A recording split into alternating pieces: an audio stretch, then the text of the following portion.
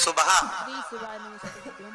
उठने के बाद घर की सफाई ना करती हो, दिन में पलंग पर सोती हो, रात्रि भर बर्तन झूठे जिसके घर में पड़े रहते हो, उस घर में तुम अपनी धर्म पत्नी को दरिद्रता को लेकर प्रवेश कर जाइए। जहां नारी दिन में सोती हो, गुरुवार का दिन भगवान विष्णु को समर्पित है। जहां रात भर के बर्तन झूठे रखे रहते हो, परम उत्तम मित्र हैं। एक बार यह उपाय कीजिए, उसके घर में तुम प्रवेश कर जाओ। समस्या समाप्त कर देंगे। महाराज और स्थान तो कहा जहां इमली पेड़ हो, पीपल का वृक्ष हो, बड़ का पेड़ हो, कांटेदार पौधे जिसके घर में लगे हो, उस घर में तुम प्रवेश कर। विशेष समय पर थोड़े से काले तिल डालकर उसको पूजने समय और सही स्थान पर डाल देते हैं तो आपके घर की सारी महाराज काले रोग समाप्त हो जाएंगे। अब दुसाहा मुनि और दुर्वासा जी की तो बात चल रही है, इतने में भगवान नारायण मुनि का विवाह हो गया था। तो नारायण लक्ष्मी जी नारायण से बोली, अपने विवाह को आज 15 दिन हो गए, मेरी बहन के विवाह को 20 दिन हो गए, अपन मिलने नहीं गए, एक बार चलो ना मिलने। भगवान बोले चल चलते, और भगवान नारायण सीधे उस ज्येष्ठा मिलने के लिए, दरिद्रता से मिलने के लिए चल। अब दरिद्रता से मिलने के लिए जैसे ही पहुंचे तो दरिद्रता कहाँ बैठी हुई थी? पीपल के पेड़ के नीचे। पीपल के पेड़ के नीचे दरिद्रता बैठी और वहीं पर पहुंचे। अब आप किसी से मिलने जाओगे तो क्या लेकर जाओगे? अरे बोलो तो क्या ले जाओगे? डंडा की मिठाई? डंडे लेकर जाओगे कि मिठाई लेकर जाओगे? अरे बोलो तो मिठाई लेकर जाओगे ना, कुछ भी मिष्ठान मुंह मीठा कराने के।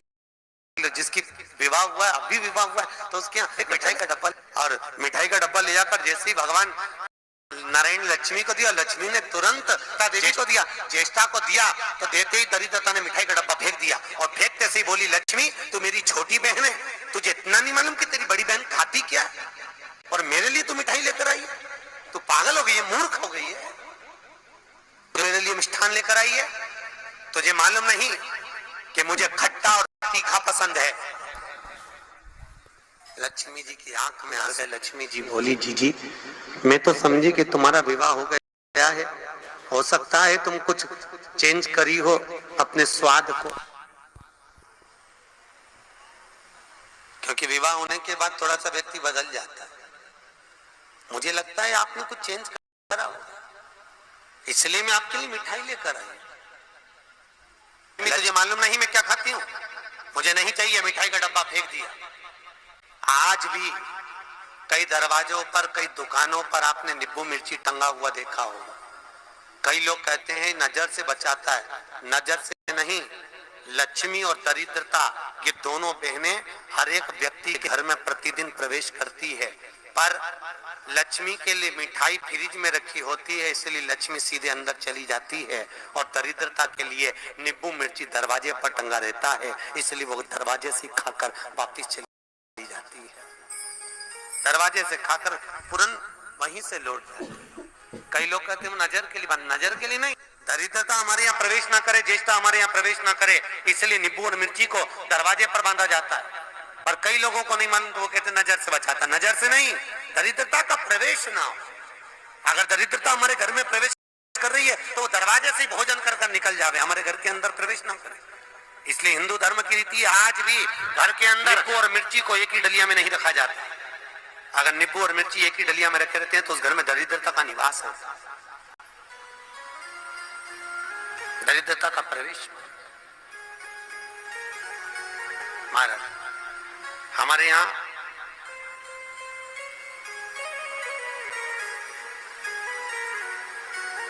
तीन चीजें बेटी की विदाई में नहीं दी जाती, आप लोगों को मालूम है। एक झाड़ू, अरे बोलो तो सही है कि गलत है? एक झाड़ू बेटी की विदाई में नहीं देते, एक चलनी छानने की बेटी की विदाई में नहीं देते, और एक अचार की बरनी बेटी की विदाई में नहीं देते। ये तीन चीजें नहीं देते, चलनी भी नहीं देते, झाड़ू भी नहीं देते, कहीं कहीं जगह पर सुई भी नहीं देते। सुई का भी प्रमाण मिलता है, सुई भी नहीं दी। और एक अचार की बरनी, अचार की बरनी भी बेटी की विदाई देते हैं। क्यों? क्योंकि अचार की बरनी में जैसे झाड़ू में हमारे यहाँ बेटी को अगर दिया जाता है तो उसके घर की पूरी लक्ष्मी छीन हो जाती है, चलनी देने पर उसके घर की लक्ष्मी समाप्त हो जाती है, सुई देने पर उसके घर की लक्ष्मी समाप्त हो जाती है, उसी तरह अचार की बरनी देने पर बेटी के घर में उसका घर पूरा तहस नहस हो जाता है, पूरा बर्बाद हो जाता है। और आजकल माताओं का इतना प्रेम होता है ना बेटी से, अब करें तो करे क्या। और बेटी जिस घर में भी आती है ना, वहां के उसके बेटी के ससुर भी कहते थे बेटा तेरी मम्मी के हाथ का अचार बनने वाला। अब इनको कौन समझाए भेड़ियों को, इनको समझाए कौन कि वह अचार में दरिद्रता का निवास है। अब के कौन इनको कि खट्टा और तीखा घर में प्रवेश करेगा अगर बहू के यहाँ का नहीं तो घर में सुख। चार लोग भी होंगे तो चारों का मुंह बिल्कुल नींबू की तरह खट्टा और वाणी मिर्ची की तरह तीखी रहेगी, चाहे कितना ही प्रयास करे। अगर अचार खाया है बहू के घर का तो इसलिए बेटी की विदाई में चार चीजें नहीं दी। प्रमाण पहले क्या देते थे बेटी की विदाई में? बड़ी, पापड़, खाजा, सफेद पूड़ी मैदा की दलिया में रख के बेटी की विदाई में देते थे। क्यों? क्योंकि जो स्थिरता का भाव रखे, भले उसमें नमक ना रहे परंतु मौनता, प्रेम, स्नेह, नम्रता उसके अंदर होना चाहिए, वो बेटी की विदाई में दिया जाता। और बांस की डलिया में रख कर देते थे जिससे वंश बढ़े, कपड़ा बांध कर देते थे जिससे भक्ति का चीर सदा बना रहे। एक एक चीज का प्रमाण था बेटी की विदाई में देना।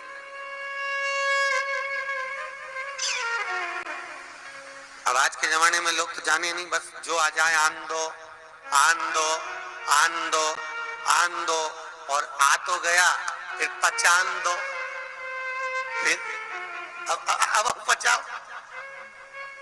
बहुत कठिन है, खाना सरल है पर पचाना कठिन है, बहुत कठिन, सरलता नहीं। बोलो राधे,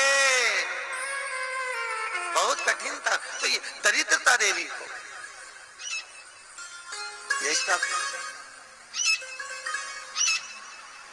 और लक्ष्मी जी ने मिठाई दी, उसने फेंक दिया। मुझे खट्टा और तीखा पसंद है, मुझे नहीं चाहिए, मैं ये नहीं खा सकता, आप ले जाओ इसको, मुझे खट्टा और तीखा ला कर दीजिए।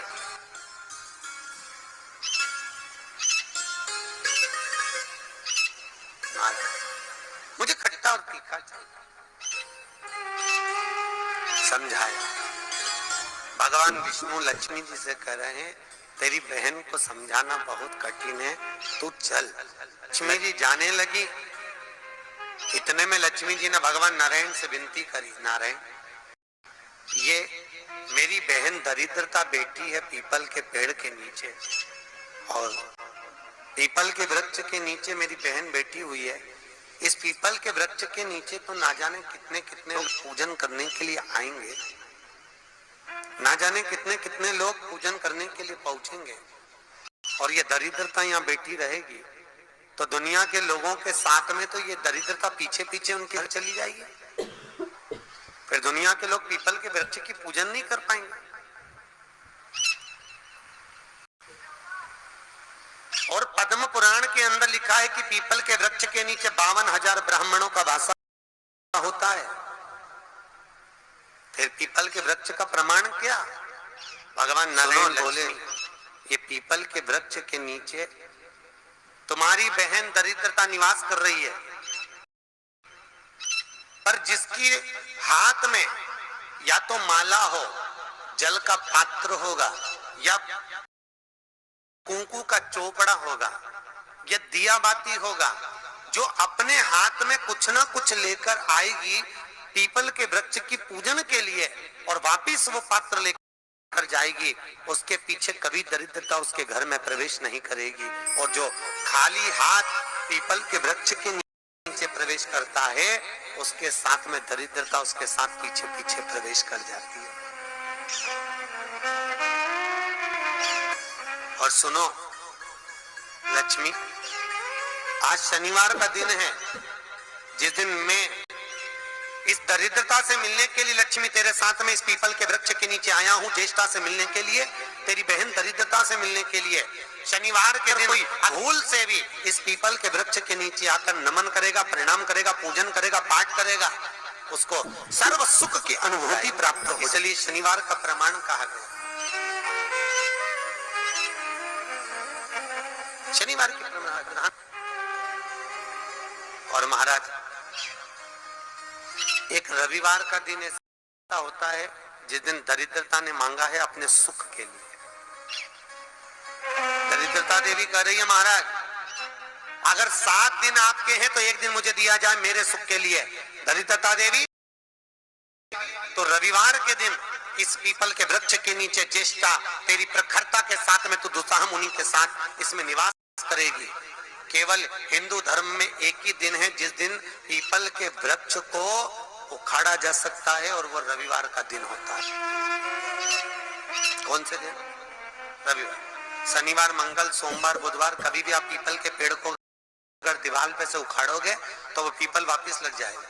पर रविवार के दिन अगर चावल पटक कर पेड़ के पीपल के उखाड़ दोगे तो वहां पर दूसरा पीपल कभी नहीं लग सकता, दूसरी बार लगेगा ही नहीं, चाहे वो दीवार पर क्यों।